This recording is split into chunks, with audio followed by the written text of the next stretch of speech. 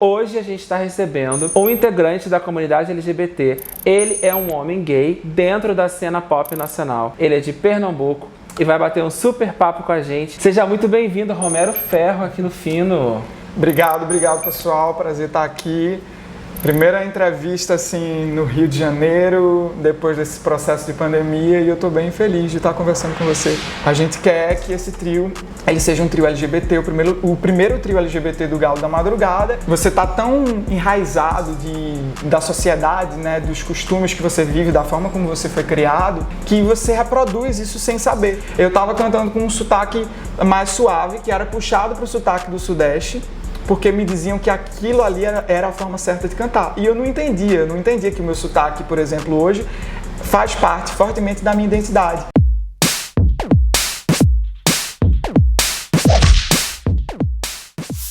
Eu quero sentir o mesmo love por você, naquela dose de prazer, love por você.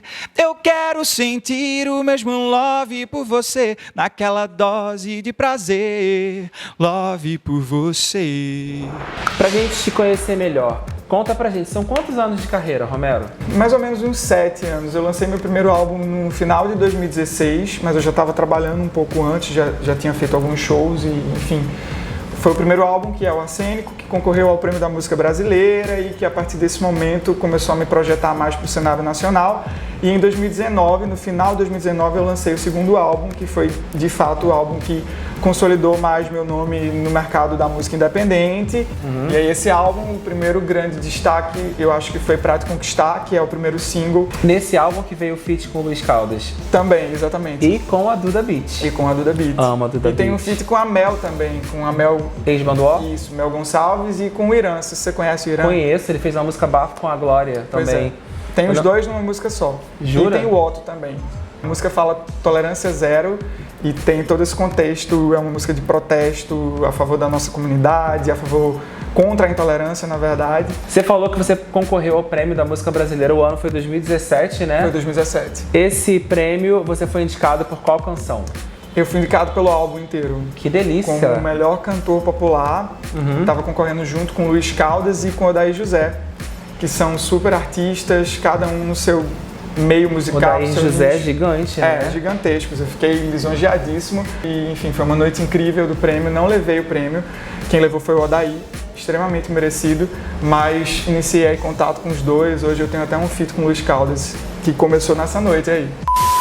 Tô sabendo que você tá batendo quase 10 milhões de streamings nas suas músicas, em todas as plataformas digitais e tudo mais. Isso é muito grande para um artista que ainda é independente, né?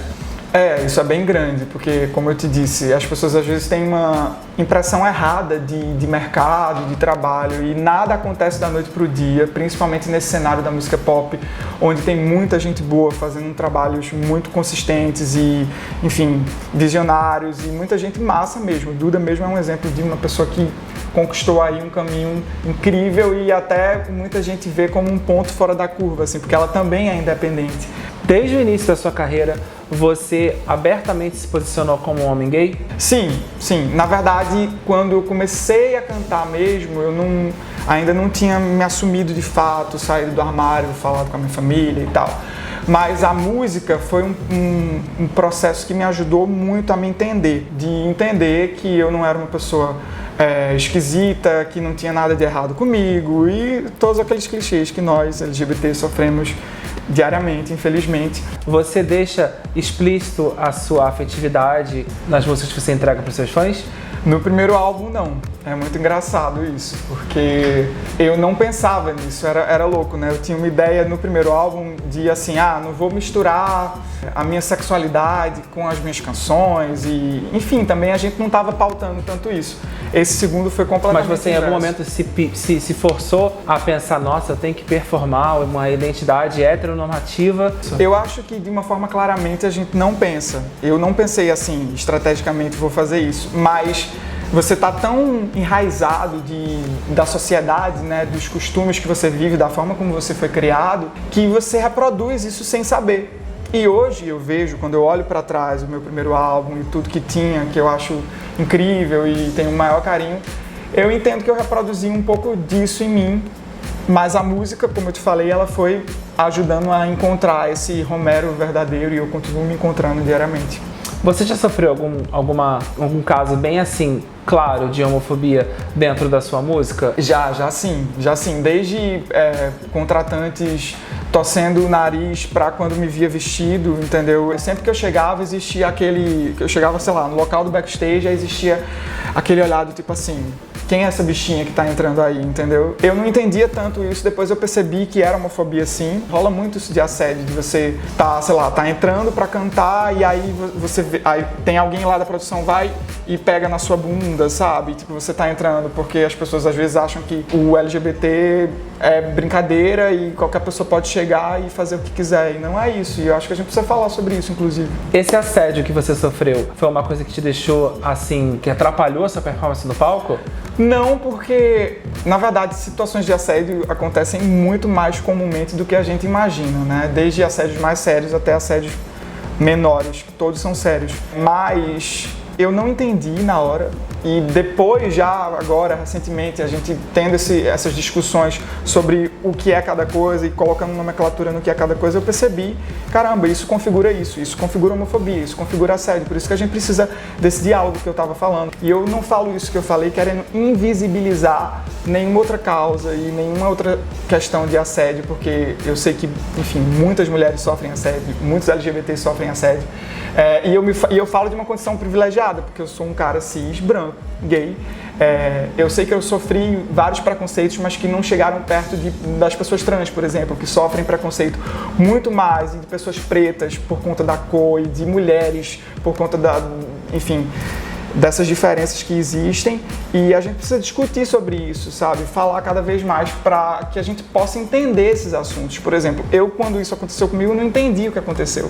Hoje, eu entendo, sabe?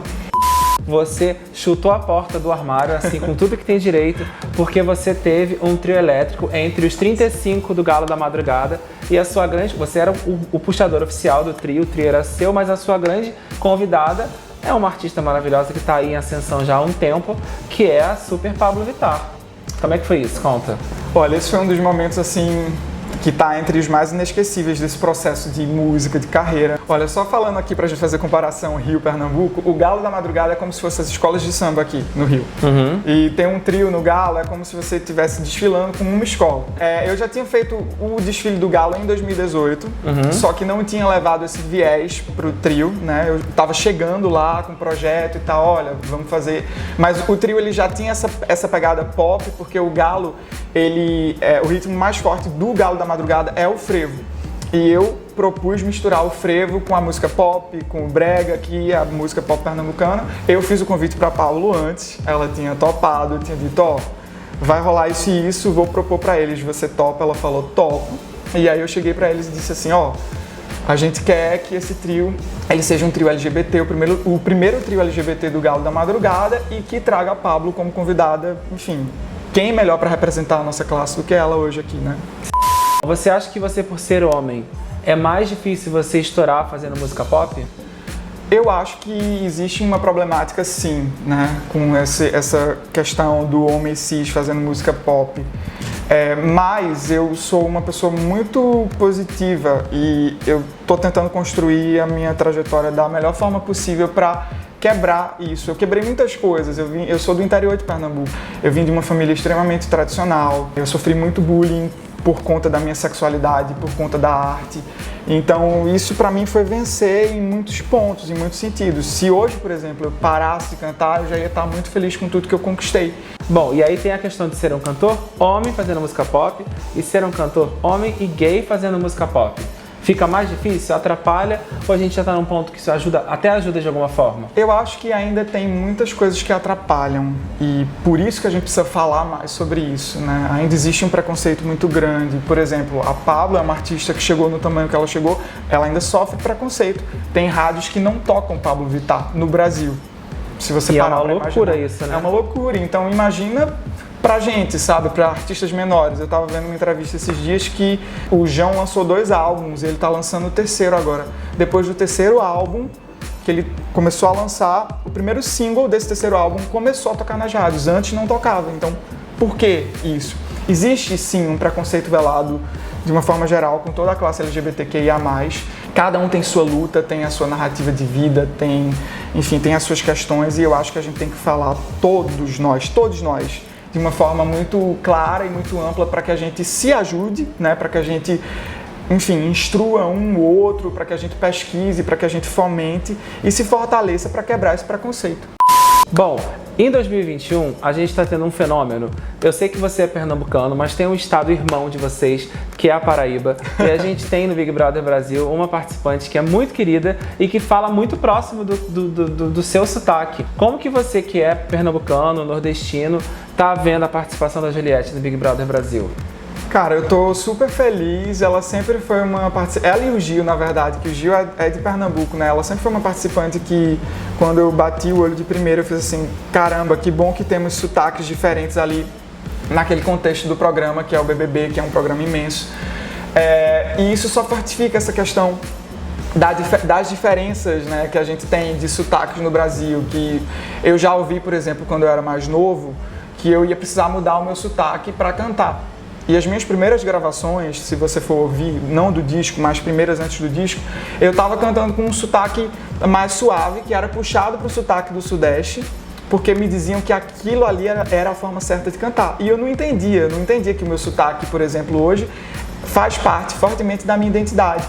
E eu acho massa que a Juliette tá trazendo isso, que o Gil tá trazendo isso.